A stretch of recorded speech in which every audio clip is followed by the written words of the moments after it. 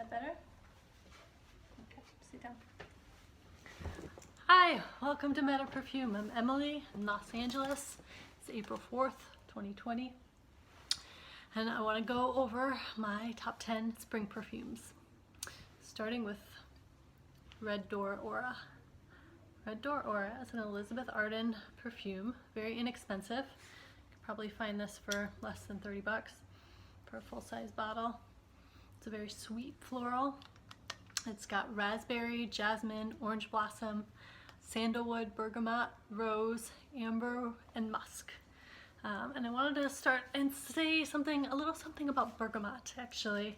It is, I've said before, it is not a favorite note of mine from a smell perspective, but in terms of its power to help the body and the system, it's actually got quite a lot of beneficial properties, including that it's anti-anxiety, anti-depression, anti-irritability, and anti-stress. And it can be both invigorating and calming at the same time, and it can promote sleep. It's also an antibacterial with anti-inflammatory properties. So it's antiseptic, can help urinary disorders, can reduce fever. It's antifungal and can help with headaches, sore throats. Yes, sore throats and indigestion. It's also good for oily skin and can help eczema-prone skin. But it is a photosensitizer, so if you take a bath in bergamot, or let's say you're in a bathtub, you could put about 5 drops of bergamot in your bathtub. You don't want to go into the sunlight right afterwards because it's a photosensitizing oil that could cause you to burn more easily if you have it on your skin and you expose to the sunlight. So you want to be careful with that. It's got a kind of a short shelf life, so you want to refrigerate it. And yeah, it's pretty strong concentration of the essential oil. So if you have 2 teaspoons of a carrier oil, you can add which is about 10 milliliters, you can add about 3 drops of bergamot to dilute it in your carrier oil. And then it can be used topically on the skin, and it also can be added to cleaning products as it's a citrus oil. So bergamot, it's produced around Italy. Read a little something about it here. It's produced in the area around Bergamo in northern Italy, hence its name. Bergamot is a type of bitter orange with greenish yellow skin. Its pulp is too sour to eat, and so the fruit is produced solely for the extraction of the essential oil.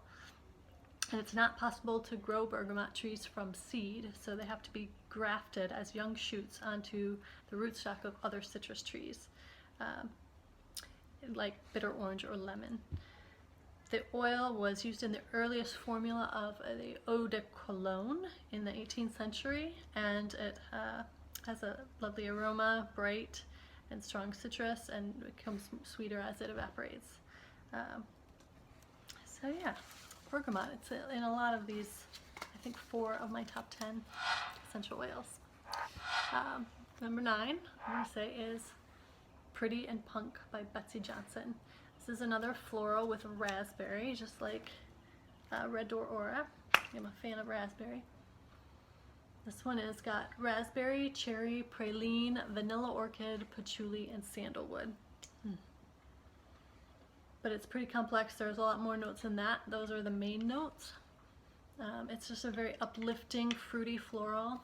I call this my happy hour perfume because it's just brightens my mood when I put it on. So it's a number 9 for spring, Betsy Johnson's Pretty and Punk. Next, I have Glossier You, which is very different, a very simple combination of musk, iris, and powdery notes. And it's got what I would consider, closest thing to a skin scent of any of the perfumes that I have. And I think it smells a little like clay, which is really comforting. Yeah, it's just a nice, I don't get the powdery notes. I don't like powder in my perfumes, and I don't think of this as a powdery perfume, but that's what it says that it has in it. It's got iris and musk, but really it just kind of is an unobtrusive smell that is it adds a little interest and kind of smells like you but better. Glossier You. Number 7. Number 6, I have, wait, no, 7. 7, I have Club de Nuit by Armaf. Whoa, so shiny. And this one is what I would consider a good nighttime perfume. You can wear it at night. It's very sweet, and it is fairly strong and has good longevity, so you can go light on it. Maybe just 3-4 sprays, and I would go in the cooler parts of spring and not when it gets really warm. It has got orange, grapefruit, bergamot, peach, lychee, rose, jasmine, geranium, patchouli, vanilla, vetiver, and musk. And this is just one of my all-time favorite perfumes. It's calming to me. I feel like it's well balanced enough that it doesn't really smell like any one note, but kind of as a really lovely blend of all the notes together. Yeah, Club de Nuit by Armaf. Next I have the Balenciaga Skin, which is a new tea scent in my collection. Rhonda Larice recommended this, and it's a really long-lasting tea scent with violet leaf, soybean, green tea, orris root, ambrette, and bergamot.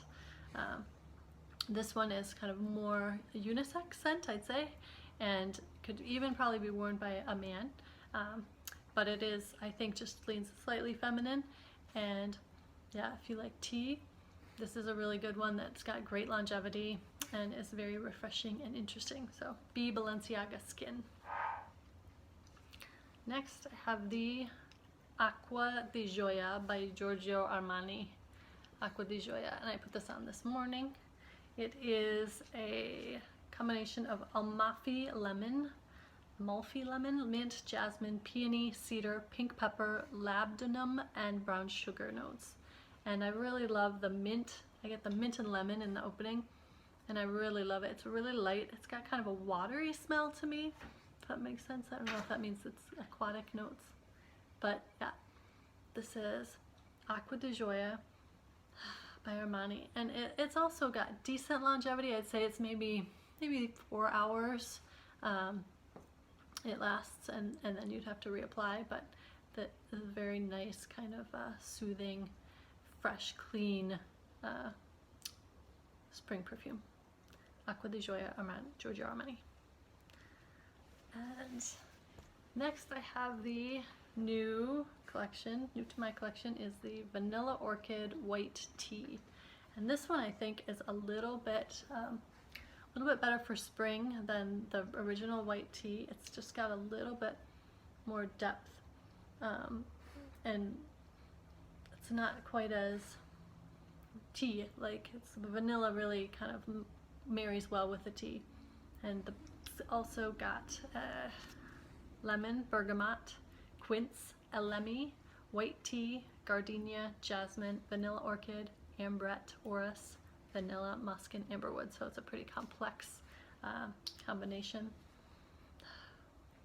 Yeah, it's nice and light, an interesting variation of the original white tea if you like that. I think this one is a really good spring version of it. Vanilla Orchid White Tea by Elizabeth Arden.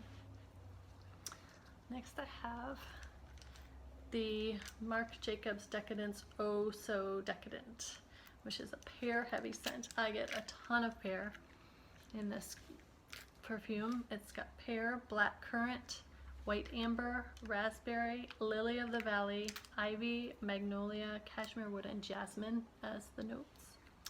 And it's just a really feminine, sweet. If you like pear, this is a really nice pear scent. And yeah, it's got pretty good longevity. I'd say 4 to 5 hours with this one. So that would be the third from the top. Oh So Decadent, or Decadence by Marc Jacobs, Oh So Decadent. And next we have Sarah Jessica Parker's NYC, which is a strawberry scent with strawberry, rum, vanilla, gardenia, Italian mandarin, and musk.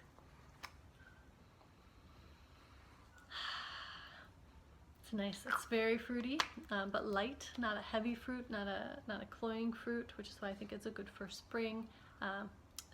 It just is uplifting and sweet without being too heavy. So Sarah Jessica Parker, NYC. And then my top favorite for spring is Pacific Lime by Atelier Cologne, and I am a huge fan of this perfume. It is lime, coconut, lemon, mint, and eucalyptus, so it's a simple composition. It's very uplifting. It's probably pretty unisex. I think it would smell good on some guys. I just love how uplifting it is. The lemon and the mint really kind of, the lime is obviously the most prominent, but I get a lot of the mint as well, which is one of my favorite notes in perfume. So Atelier Cologne Pacific Lime is number 1 in my top 10 spring. Thank you for tuning in. Please subscribe to my channel, like, and activate the notification bell. Have a good one. Take care. Bye bye.